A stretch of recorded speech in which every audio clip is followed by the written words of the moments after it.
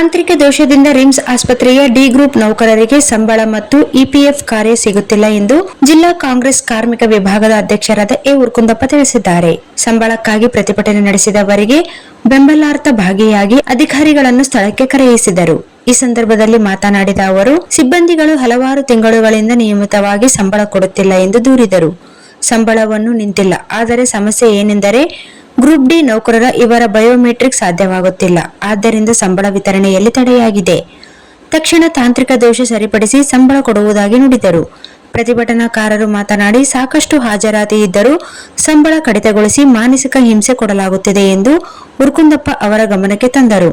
ಈಗ ಈ ಬಗ್ಗೆ ಗಂಭೀರವಾಗಿ ಪರಿಗಣಿಸಿದ ಉರ್ಕುಂದಪ್ಪ ಅವರು ಕಾರ್ಮಿಕ ಸಚಿವರ ಜೊತೆಗೆ ಮಾತನಾಡಿ ವೇತನ ಸಮಸ್ಯೆ ಇತ್ಯರ್ಥಪಡಿಸುವುದಾಗಿ ಭರವಸೆ ನೀಡಿದರು. ರಿಮ್ಸ್ ಆಸ್ಪತ್ರೆಗೆ ಸಿಬ್ಬಂದಿ ಒದಗಿಸಿದ ಕಂಪನಿ ಮುಖ್ಯಸ್ಥರು ಈ ಸಂದರ್ಭದಲ್ಲಿ ಇದ್ದರು.